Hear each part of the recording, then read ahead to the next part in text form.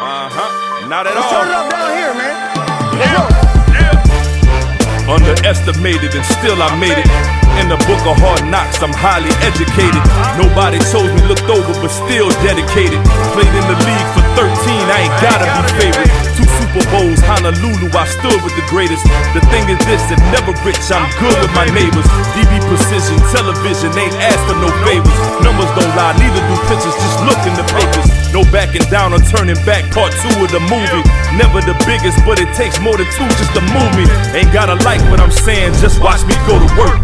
And tackle all of these topics right here on Face First. Like I'm a 12-year guy, I understand that. I'm also a 12-year guy who didn't miss a practice. What's up, y'all? This is an exciting day for me. One, your best friend brings you on. He makes a special song for you, and nobody else has that song because it's my song. And since it's my song, you can't have the song because it's my song. And secondly, my brother is joining me today. His name is Chaz Clark. Say hello. Hello. Right? Thank you for having me.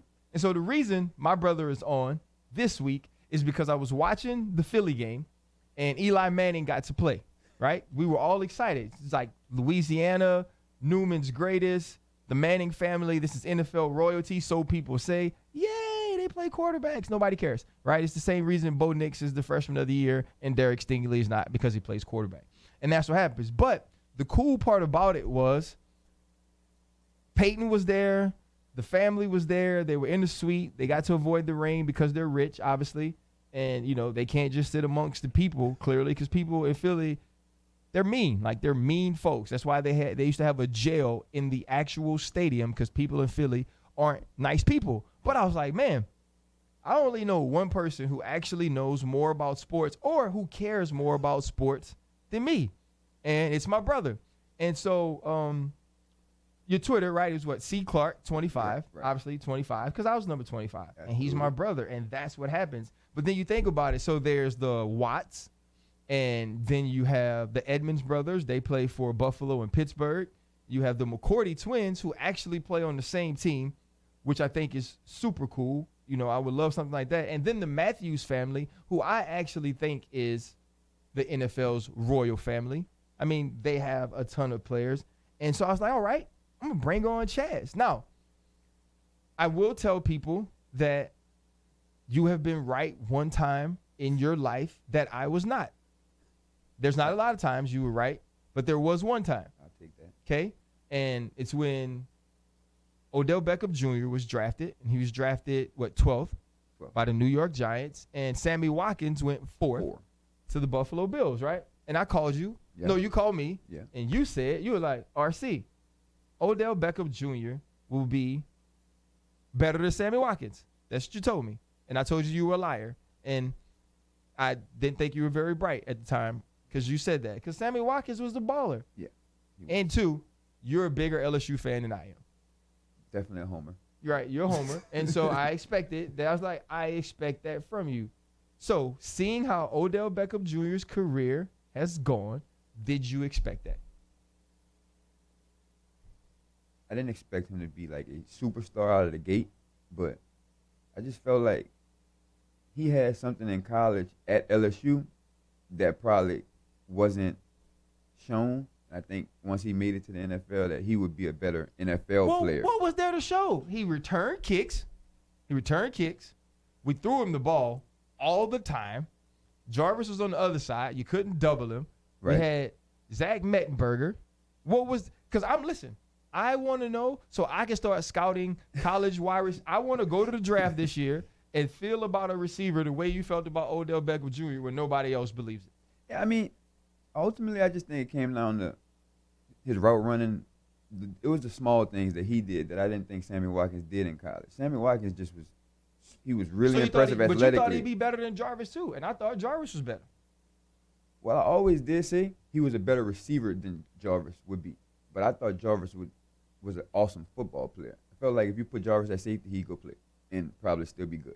Yeah, I agree with that. He played kickoff in college. All right. And punt team, and I felt like Odell Beckham was a receiver.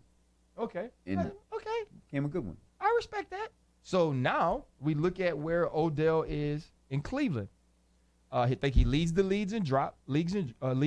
Yes. He is averaging less than 70 yards a game. Yes. He has 2 touchdowns. Is that because we've seen Odell be a star with Eli Manning, who we watched go 4 for 11 in the second half this week. We saw him not even get over 30 yards in the second half against Philly, who Ryan Fitzmagic took Devontae Parker out there. Like, Devontae Parker should be on child support right now for the way he sunned the secondary of the Philadelphia Eagles. Like, if those mothers were watching those games, which I'm sure mothers do, and they didn't get their 18 years back child support, then they're wrong, because he was their dad all day. And then Eli Manning comes into the game, and he doesn't play well with his brother up there. I would be so mad at you. You made me come to your game, and you played like that. Wouldn't call you to come. You probably wouldn't. Especially if I had been benched already. Do you think Odell Beckham Jr. gets to stay in Cleveland, should stay in Cleveland, and has this, to you, affected who he is as a receiver, and will it affect his legacy? It's definitely going to affect his legacy because, for one, I watched DeAndre Hopkins catch the ball from anybody. Okay. So that's one thing. Then, two, I just think the whole dynamic of it with Jarvis now there, too, it's kind of back to the point you made. Jarvis is showing that we got the same quarterback. Mm-hmm. You know, I'm making these plays regardless if we're winning, losing. I'm Right. making the same plays that you were brought here to make. Mm-hmm.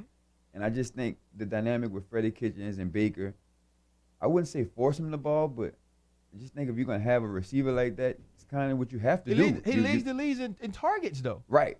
And drops. But I just think those targets, like, I saw one game, he had like 6 targets in like the first 7 minutes of the game. Mm-hmm. And then throughout the rest of the game, he had maybe 1, 2. So I think like when they're throwing it to him, they're forcing it, and it's not coming in the flow of the offense.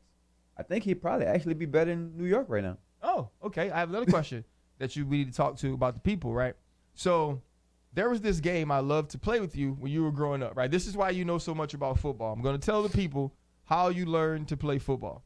So we would set pillows in the living room all over, because as your brother, I did not want to hurt you, because I was the big brother, because I'm 8 years older and I care. And a good big brother really cares about his little brother. Okay. And I'm about to tell people why you're tough in life, okay? And so I would tell you, okay, you stand by the wall, and you had to get out of the living room because we had like a little opening to the kitchen. And I set the pillows out. Why? Because I'm a good big brother. And then I would tell you to run as fast as you can and not make any moves. Do you know why I told you that? So you could flip me? So I could what? Flip me? No, not so I could flip you, so I could teach you how to have heart, Chaz. That's what it was about. So remember, I would tell you to run, right? And you run fast. Really fast. And as an 8-year-older brother, I would cut your legs from under you and flip you on top of the pillows. Absolutely. But did it hurt, though? Most of the time, I never actually hit the pillow. Because I didn't have enough pillows to make sure that you hit the pillows. But the thought was that you would hit the pillows. I mean, that's kind of almost like the thing with the boxing gloves where you got the left one, but both of your hands were still stronger than mine. No, but I took the left glove, though, right? Because I'm a good big brother. I am your Peyton Manning. If I knew you were going to Philly and going to be terrible, I would still come. Because I love you. And that was part of loving you, was hitting you with the left boxing glove and making your nose bleed and not the right. Understood. So now you look at Odell Beckham Jr., and you knew Odell Beckham Jr. was what he was because of your love for LSU, the way you watch the games, the way you care about the games. Like my mom always says, man, you would think your brother played for LSU and not you. Yeah. So speaking of that, right, now you look at the college football playoff. Yeah. LSU's in the college football playoffs. Nope, I didn't predict that. I was about to lie. I was going to lie and say I predicted it, but I didn't predict it. Matt, did you predict it? I did, and I say why. Hell no. Okay. Did you think, when did you start to believe it, Matt? That's Matt Moscona, by the way. After they beat Florida, after they beat Texas, you knew it was a real possibility. Certainly after they beat Florida, because they could get in as a one. Even if they had lost to Bama, there was a possibility they could get in as a one-loss team. Okay. But I picked him 10-2 this year, RC. All right, so that's Matt Moscona, host of After Further Review. I'll be on his show later on. Okay, so you said that they were going to go to the college football playoff. Whatever it was you were drinking that night, I would also like some, because clearly it's some good stuff. tell me why you thought that before the season. Okay, so we would have to go back to last season. All right. That's number one. I got time. So last season, Joe Burrow was, we know what he was last year. He was, Do. I'm not going to say he was doo-doo, because I think if we had anybody else, we might have lost 6 games. Okay. That's number one. All right. So 2, we lose to Florida in the end of the game. Mm-hmm. Late. Bama blows us out. Texas A&M cheats us, right? Pretty much.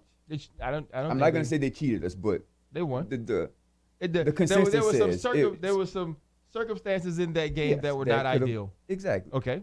So we finished 10-3. All right. Joe Burrow then goes out and has his probably best 2 games, the last 2, which was the Fiesta Bowl and the Texas A&M game. Mm-hmm. So it led me to think, and it pushed me to look at Haskins' numbers in an offense that he's used to running, Joe Burrow, that is. All right. So when I look at Haskins' numbers, Haskins had 50 touchdowns, 8 interceptions last year. That was his numbers, right? Mm-hmm. And it made me think, like, his receivers aren't better than these guys. No way. In my mind, that's what I'm thinking.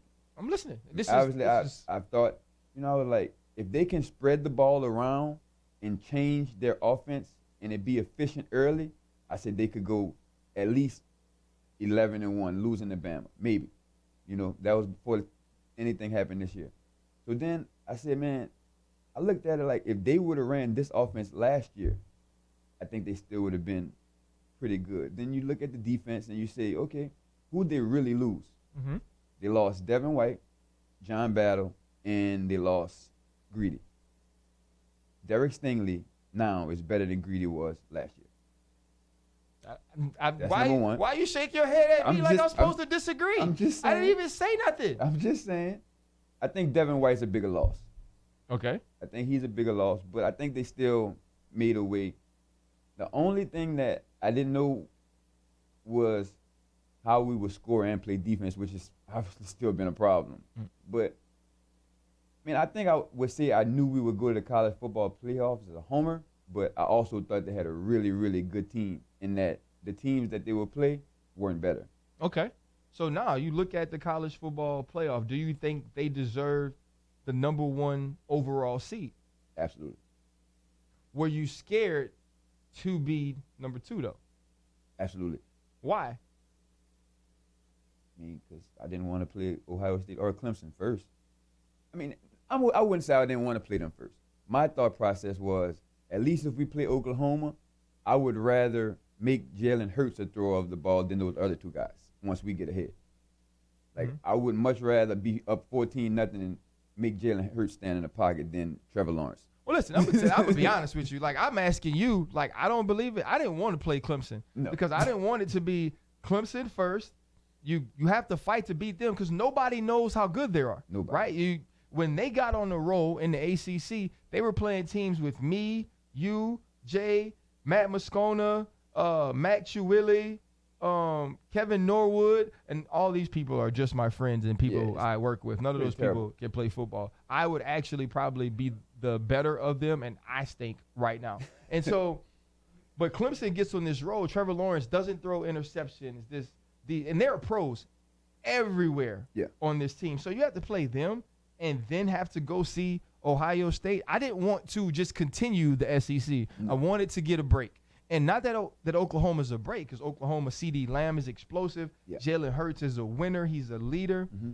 But there's LSU, there's Ohio State, there's Clemson, and then there's everybody else. Right. As the season went along, we all thought, okay, LSU could be in, Ohio State will be in, Clemson will be in. Those are the top 3 teams in the country, and we felt like Alabama was the 4th. Alabama loses Tua, and they no longer are. But I feel like if they have some bounces against Auburn, they still get in, and they're more difficult to play than Oklahoma. Yeah. So tell me how you see LSU, Oklahoma playing out, and who do you think wins Ohio State, Clemson? I think Oklahoma's going to score. That's what they're built to do. They're going to score. But I don't think they'll score with the efficiency we'll score with. And I don't think their defense is going to be able to kind of keep them in the game when they can't score or when we do get stops. I think our defense is a little bit better than people give them credit for. You know what I mean? Because if you really look in the first half of games, I don't think anybody scored over 14 except for Florida. Mm-hmm. So I think the stats are a little skewed to we were kind of dominating those games when they were scoring points. So I mean, I think, like I said, Jalen Hurts is a winner. He's gonna keep them in the game. He's gonna compete. CeeDee Lamb's gonna compete. The running backs are kind of help them with the read option stuff they do. But yeah, I got LSU winning maybe 49-35.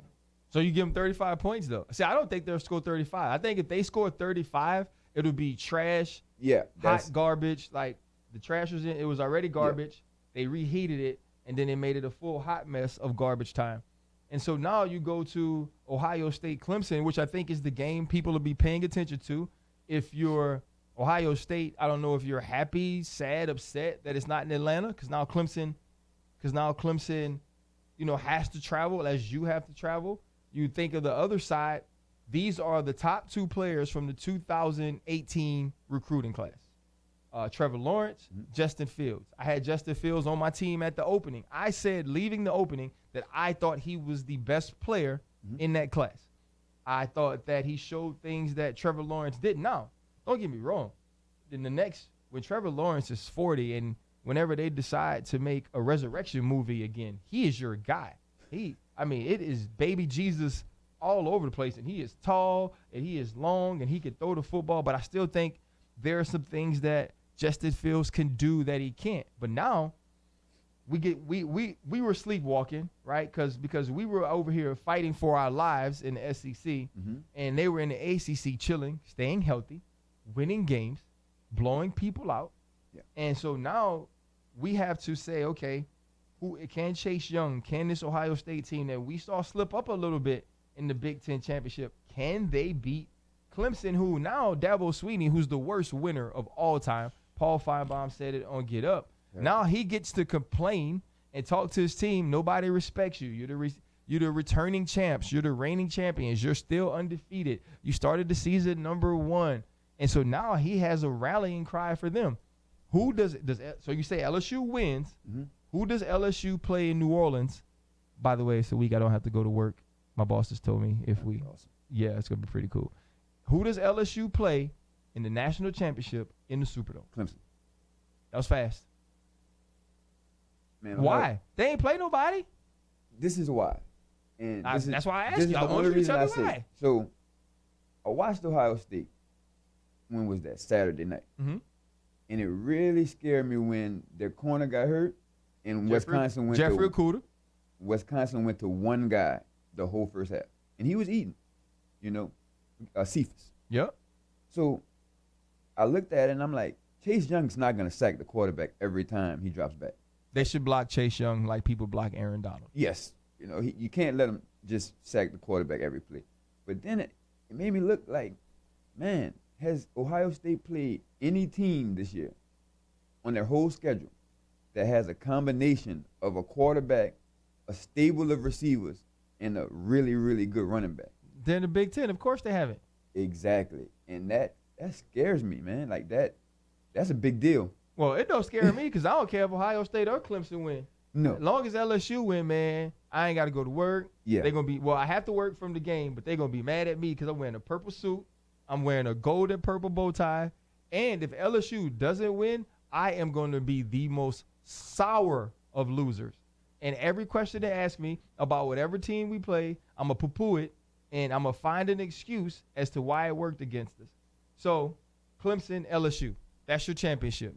Tigers versus Tigers. Yes. Fake Death Valley versus the real Death Valley. Yes. Team that don't have a real Tiger, a school that does have a real Tiger. Yes. Right? Which Tigers win? Ours. LSU Tigers definitely win that game. I don't want the homer answer because I don't want. I'm from the West Bank. I went to all the LSU games for 4 years. See my brother. I want you to look at this analytically, right, and the rosters and the way the teams are playing, and tell me why LSU can beat Clemson. Just feel they have a better team. I feel like they're more battle tested at this point in the season, and I think it hasn't really come back to haunt Clemson at this point, but it's gonna be a good game. Obviously, it's gonna be a good game. But I just think our players, man, so many of them players being from Louisiana, besides maybe Joe, but it's gonna be hard to beat them in the dome. I just think the way Joe's playing, the way Clyde's playing, nobody in the country can stick Jamar Chase. I told you that in like Well, we knew that. 2000 and Yeah, we knew that 4 years ago. 16. Yeah, we knew that 4 years ago. So, I mean, they'll probably double them, which would probably Can't do that. which would be their biggest mistake. You can't do that. I mean, there's nobody you can double. And I think their tempo, with them not allowing the defenses to kind of sub, that's really worked into their favor throughout the whole year because they kind of manipulate the way they want the game to go. Sometimes they're slow, sometimes they're fast. It's dependent on the other team's defense and offense. So if it's a team that they know, okay, well, they can score with us, they'll probably slow it down and go tempo when they need to or when they have their shots. But I just think, man, with Clemson and Trevor Lawrence, Ohio State will be a decent defensive test for them, but they still don't have what we have in the back end or at linebacker. And, I mean, Chase Young will have to have the best game ever in his career for them to win that Which game. is, listen, and J.K. Dobbins. First off, it's not far-fetched because No, it's not. the dude looks like I want to look. I don't even know if you remember the movie Weird Science. My Weird Science would be, it wouldn't be Kelly LeBrock. It would be if I'm a safety and I said, you know what, this is how I'm going to win a championship. I would get on my computer, right? I wouldn't grab a Barbie. I'd grab a G.I. Joe. I'd grab a He-Man, right? Then I'd grab a Predator. You see what I'm saying? So then I'd throw a little bit of like lion and tiger and bear in there. Then I'd type it up. The thing would go, psh, right? All this stuff will happen, and Chase Young will come out. Because when you look at, and listen, Nick Bosa's killing. Nick Bosa's playing well in the league right now. Nick Bosa ain't scared me. Like, when this dude walks into the stadium, it makes me nervous. Yeah, Like, he gets off the bus first, and then when he gets off the bus first, he gets off that bus with bad intentions. And so he's the type of guy that has to show up in that game. J.K. Dobbins has to show up in that game. But when you look at Chase Young and that defense, Justin Fields and that offense, like they got two dudes going to the Heisman ceremony. Yeah. To me, and I could be like a defensive guy. When a defensive guy, like when Tyrann Mathieu got to go to New York, he won it. That is the equivalent of winning the Heisman to me, is for a defensive player to go there. So looking at the Heisman, you got Chase Young, Jalen Hurts, Justin Fields, Joe Burrow. Is there any way in your mind that Joe Burrow doesn't win the Heisman Trophy? No. No way he doesn't win it. Now, here's what's crazy. Justin Fields' numbers Crazy. are probably more ridiculous than Dwayne Haskins' numbers were last year. And he didn't win it. Obviously, Kyler Murray won it last year. But I feel like there aren't many years in the history of college football where a guy who plays the way Justin Fields plays doesn't win the Heisman. So you think it's Joe Burrow and nobody else? I mean, Jalen Hurts has had a great year as well. I mean, he has. So you think Jalen Hurts will finish ahead of Justin Fields? I think Justin Fields will finish ahead of Jalen Hurts because he hasn't lost a game. So Right. I think the winning kind of matters, but I mean, you just obviously we've watched the SEC for years. Right. Since I was maybe 6, 7 years old. So you look at maybe not some of the older guys, but in recent history when the passing offenses, like this is the best season ever in the SEC, period. Is Joe Burrow the greatest player to ever play for LSU?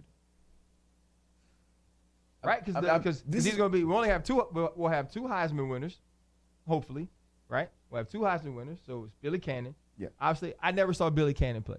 I've only seen the play in black and white 17 million times, right? The punt return. That's all I've ever seen. But obviously, Joe Burrow, for 1 year, had the greatest year in SEC football history for a quarterback, passing the football, and the greatest year as an LSU quarterback that any of us have ever seen. We couldn't have imagined that Joe Burrow would be this good.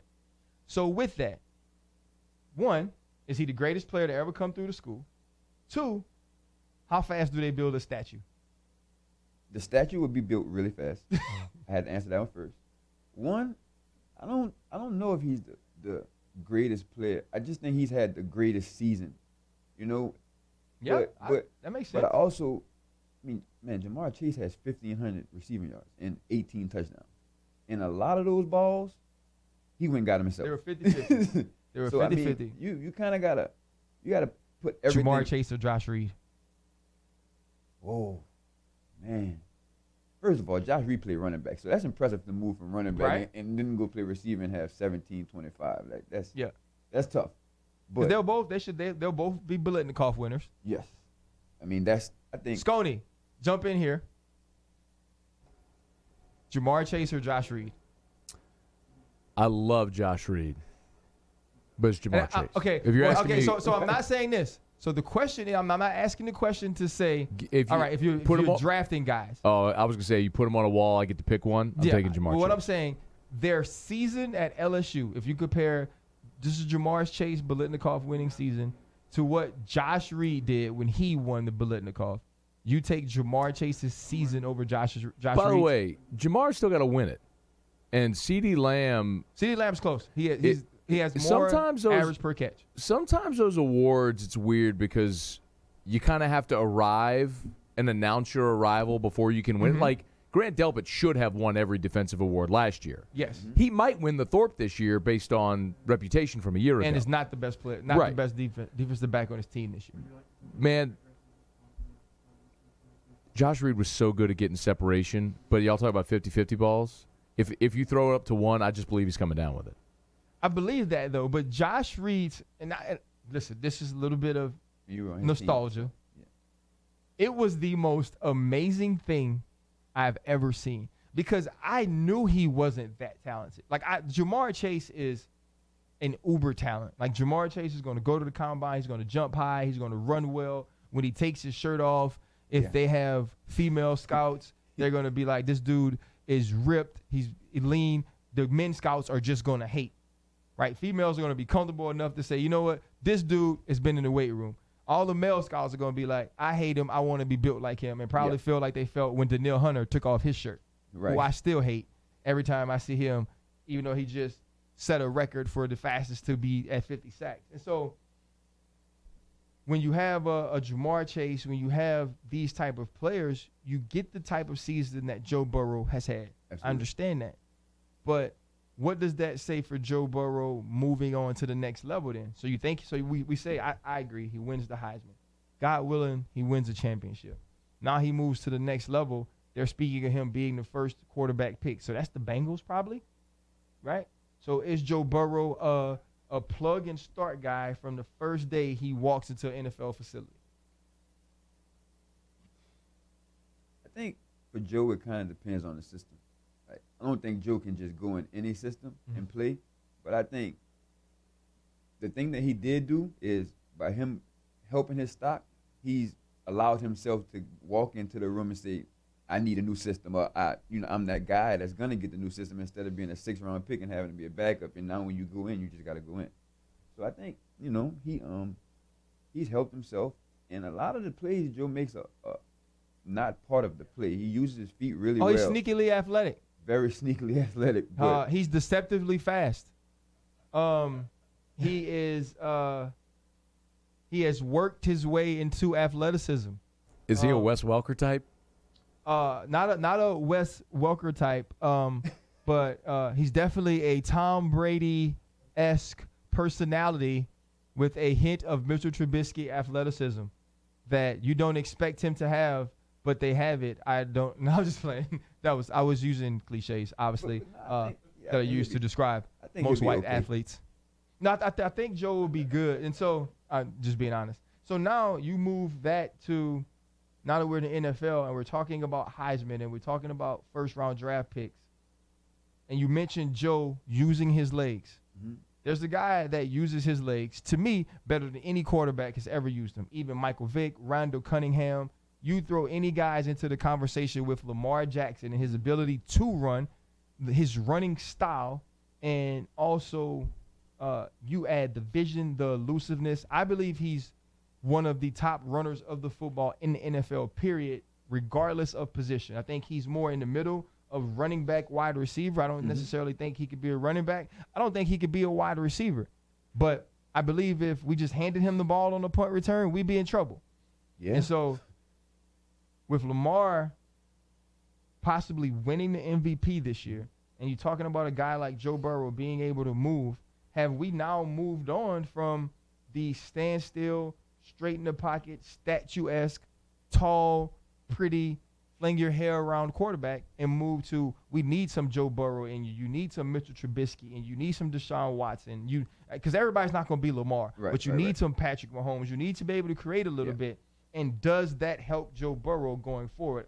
First on, have we moved on from the statue quarterbacks, and now does that help Joe Burrow? Yeah, I looked at it the other day, kind of, and I looked at the only real statues in the league are the older guys. Phillip Rivers, Drew doesn't move very much.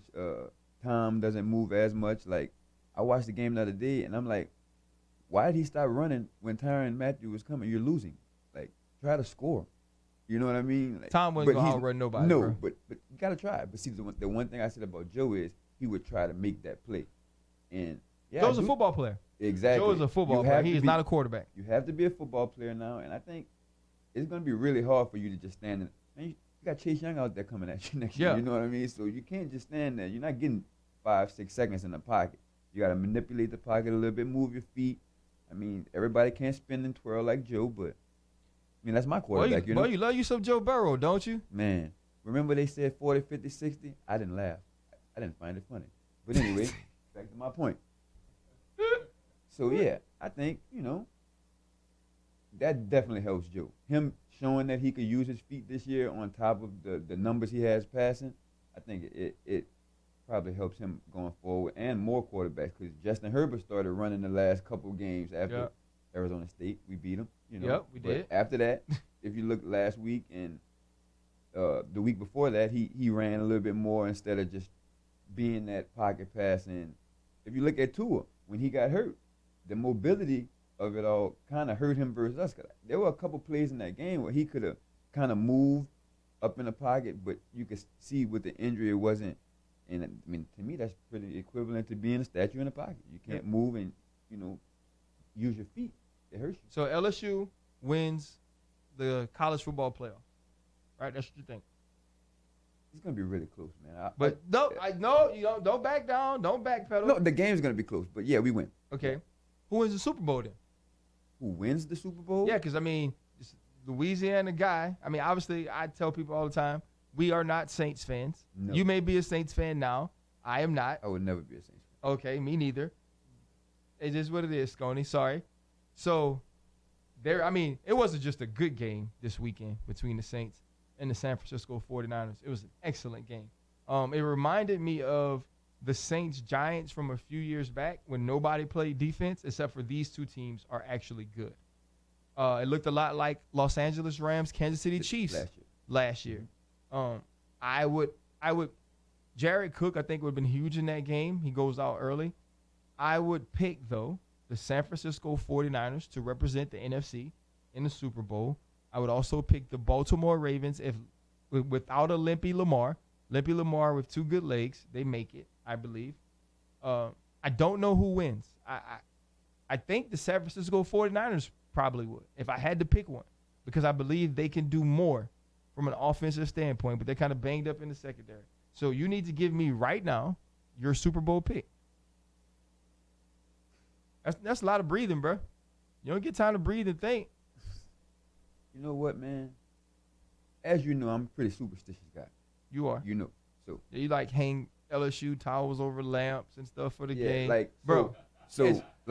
It's so crazy. Sconey, his daughter texts me the morning of the Alabama game and texts me, big game today, Uncle.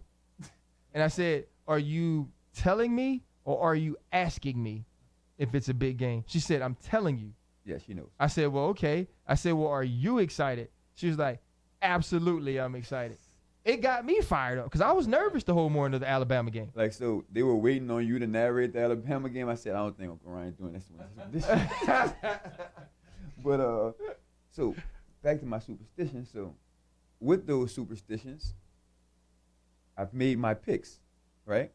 So LSU, of course, has 3 national championships. We beat all 3 teams in the playoffs in the Dome. It's number 1. The Saints have 1 Super Bowl in Miami. And it just so happened to be the same year. So you think, so wait, talk about, you think LSU wins the Super Bowl and the Saints win the Super Bowl, just based on your superstitions and your omens and. No, that's just my superstition. I think the Ravens win the Super Bowl. Yeah, I mean, like, ultimately, man, you know, we talk about Lamar, and it's like, most people are consistently looking at it like, man, dude's a runner, you know? Not me. Dude leads the league in touchdown passes. He does. It doesn't matter if it's traveling 8 yards or 9 yards or 10 yards. It's a touchdown. The job of football is to get the ball in the end zone. Get the ball in the paint. And he does that.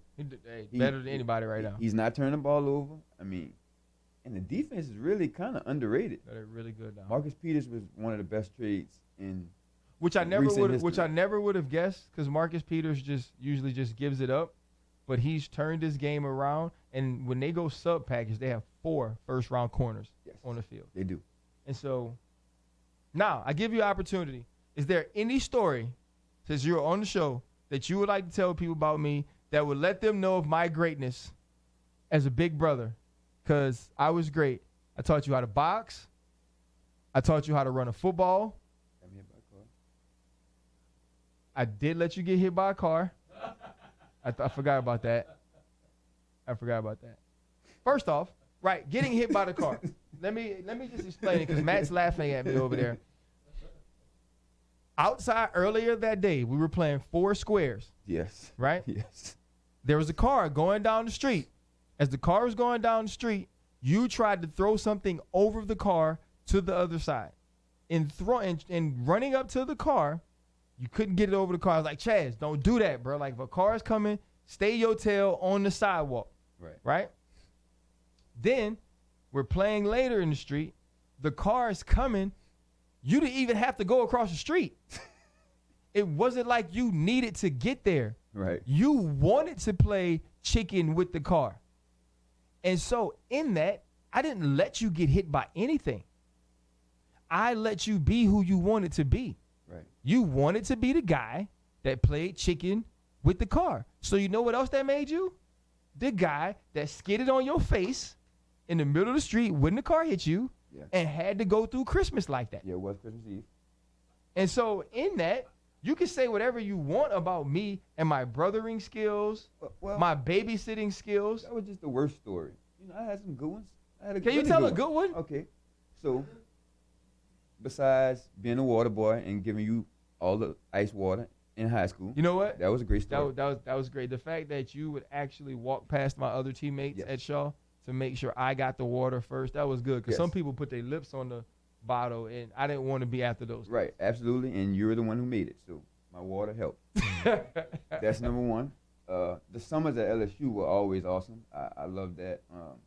Just playing basketball, I still have never beaten you in a shooting contest, and I'm the ball player, which sucks for me because. No, I can, but I try to tell people all the time, I can really hoop though. Yeah. Like, I probably can't anymore because I'm always scared I'm gonna tear my calf whenever I move fast. But back in the day, I could really hoop. Okay. You said something about college though. So in college, you would always live with me. Every summer, you would come up and you would stay with me. Actually, my wife Yanka would babysit you at times. That's my favorite story coming. I know that's your favorite story. But my brother comes up. I've never had chicken pox. You see that? That was my story. Yeah, I've never had chicken pox. So I'm looking at you, and you got these bumps all over you. So I'm like, okay, what is this? So I call Mama. I said, Mom, I don't know what's wrong with him, but you got to come get him. Like, he can't stay here. And because I remember people just telling me that if I got chicken pox as an adult, I'd have like chicken pox in my eyes and stuff. And let's be real, let's be truthful, right? I thought I was cute. You did. Right? And so, I kind of thought the same thing. yeah, how if like I'm like this handsome and stuff, I was young, Matt, don't laugh. I was 21 or so. East Campus Apartments. I was in East Campus Apartments. You know, I was in ECA, and I had an image to uphold from a appearance standpoint. How I'ma look with chicken pox all over You me? gonna tell Matt the truth? About what? But why you didn't want the chicken pox? Why I want chicken pox? I can't remember. So, that the night before I got the chicken pox, I had a terrible temperature. It was like 100. And you were like, well, just lay down. You'll probably feel better in the morning. So, I want to say this was going into your sophomore year. Okay. So, what you said, what you told Mom was, you were like, Mom, Chaz has all of these bumps on his body. I think he has the chicken pox. I can't miss no workouts. I can't miss no practice time. You were like, this is my chance. I can play, you know? You were like, you got to come get him now. And I think my mom made it to me like an hour and a half. Hey, that's so me though. That is so. I'm such a terrible big brother. But you know, I was good with that. I was like, hey, Mom, please, I got to go. Oh man. No reason for me to come to the games. We can't play. Absolutely. Well, bro, I appreciate you coming on, man. This meant a lot to me. Oh, thank you, man. I appreciate that. Yeah, these podcasts have been awesome because it's given me an opportunity to talk about some different things that, I didn't get to, speak on, whether I'm on air or things I just don't control. And also, here's the thing is like, well, just here's the thing. It's given me an outlet to do things that I love. And getting to see Peyton Manning and see the different things that they were able to do with their family, it just brought it to my attention that that's what sports does. That's what sports have done for the Clark family. Yes, for absolutely. us, right? I feel like so many memories that we have revolve around Super Bowls and Sugar Bowls and championships and different things because that's what it's supposed to do. And so now we've gotten into the social media age where everything outside of that matters. Like people care more about what somebody says to them on Twitter than what their little brother says, or people care more about what somebody says to them, or what a media member is writing about them than what their teammates think, who is their next outlet of brothers. And so for me, LSU is family. And I'm not the crazy LSU alum. I don't want to be on the sidelines. I don't have to be on TV. You don't see pictures of me from when I played in 1998 when we played Alabama just because we beat them, because that's not my thing, right? My thing isn't that I want people to still see me as number 2 that played for LSU. I want to be able to show the boys love who are there. Yeah. Like, that's important to me. And, when I talk on air about the Steelers, they're always like, oh, you don't have any loyalty. No, I have a ton of loyalty to Mike Tomlin, to People I know. Ramon Foster, Yeah. to the people I have relationships with, because I'm loyal to people, not places. And so I think the thing for me today was getting an opportunity to let you do something I know you love to do. Absolutely a dream come true. You talk about sports and tweet about sports more than I do. And for me, the blessing in this was I got to spend time with my little brother, and I got to see you do something that has always been a dream to you. So LSU could be family. The Steelers could be extension of family, but nothing is ever going to be real family. And you are real family, and I love you, and I'm grateful that you gave me some of your time. I think you did an excellent job. Thank you. I better make sure I watch out, and I don't let you do this too often. So to you, to Matt, to everybody, man, I thank you guys for tuning in. We'll be back next week on DB Precision's Face First. And this was RC. Highly educated. Nobody chose me, looked over, but still dedicated. Played in the league for 13, I ain't gotta be favorite. 2 Super Bowls, Honolulu, I stood with the greatest. The thing is this, that never rich, I'm good with my neighbors. DB Precision, television, ain't asked for no favors. Numbers don't lie, neither do pictures, just look in the papers. No backing down or turning back, part 2 of the movie. Never the biggest, but it takes more than 2 just to move me. Ain't gotta like what I'm saying, just respect it, it's honest. Run through opponents, watch the film, it's effective, I promise. Sit back and grab your popcorn, watch me go to work and tackle all of these topics right here on Face First.